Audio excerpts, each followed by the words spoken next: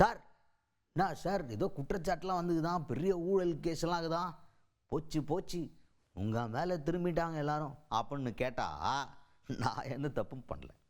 வரட்டும், குற்றச்சாட்டுன்றாங்க, விசாரணை வைப்பாங்க, அப்போ நான் பார்த்துக்கிறேன் அப்படின்னு ரொம்ப கூலாகிறார். யார் அவர்? அமைச்சர் KN நேரு அவர்கள்.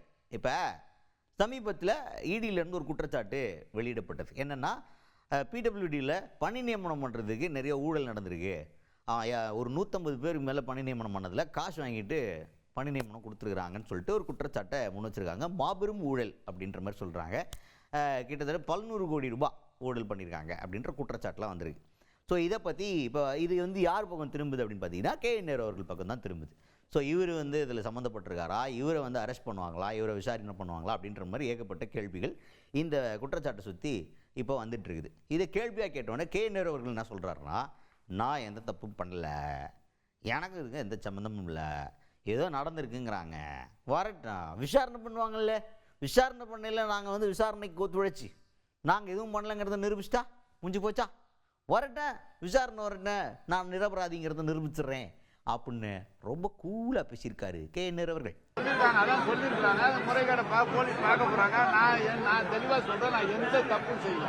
இது திமுகவை மிரட்டி பார்க்குற வேலையா இருக்கலாம், அதுக்காக தான் இதை பண்றாங்க. நாங்கள் எந்த தப்பும் செய்யல, முறைப்படி விசாரணையில் ஒத்துழைப்பு கொடுத்து நாங்கள் எந்த தவறும் செய்ததில்லை என்று நிரூபித்தார். நெக்ஸ்ட் மேட்டர் என்ன அப்படின்னு பார்த்தீங்கன்னா, செங்கோட்டையன் அவர்கள், TTV தினகரன் அவர்கள், ஓ பன்னீர்செல்வம் அவர்கள், இவங்க 3 பேரும் இணைஞ்சதை பற்றி இவர்கிட்ட கேள்வி கேட்குறாங்க.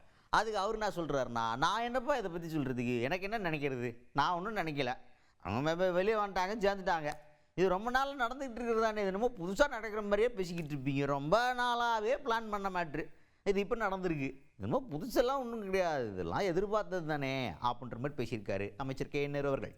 நாங்கள் என்ன நினைக்கிறோம், அவங்க ஏற்கனவே ஒன்றா தானே இருக்கிறாங்க, எடப்பாடிக்கு எதிராக நாங்கள் ஒரு அடி அமைப்போம் மாதிரி ஏற்கனவே அப்படி தானே சொல்லிட்டு இருக்காங்க. கடந்த காலத்துலேருந்து 6-7 மாதமாக அதான் சொல்லிட்டு இருக்காங்க, ஒரு 2-3 வருடமாக அதான் சொல்லிட்டு இருக்காங்க, நான் சேர்த்துருக்காங்க. அதுக்கடுத்ததான் எதிர்க்கட்சித் தலைவர் எடப்பாடி பழனிசாமி அவர்கள் இப்போ செங்கோட்டையன், TTV தினகரன் அவர்கள், ஓ பன்னீர்செல்வம் அவர்கள், இவங்க எல்லாரும் ஒன்று சேர்ந்தது தொடர்பாக எடப்பாடி பழனிசாமி அவர்கள் என்ன சொல்கிறாருன்னா, இது திமுகவுடைய பி டீம் அப்படின்னு ஒரு கருத்து சொல்லியிருக்காரு.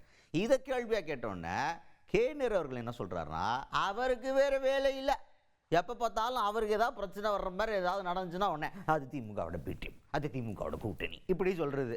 அவர் கட்சியிலேருந்து ஒரு முக்கியமான தலைவர் வெளில போயிருக்காரு, அதை பார்ப்பாரா, அதை விட்டுவிட்டு எங்களையே சும்மா சொல்கிறது, உங்கள் கட்சியில் இருக்க பிரச்சனையை பாருங்க முதல்ல அப்படின்ற லெவலுக்கு பேசியிருக்காரு அமைச்சர் KN நேரு அவர்கள்.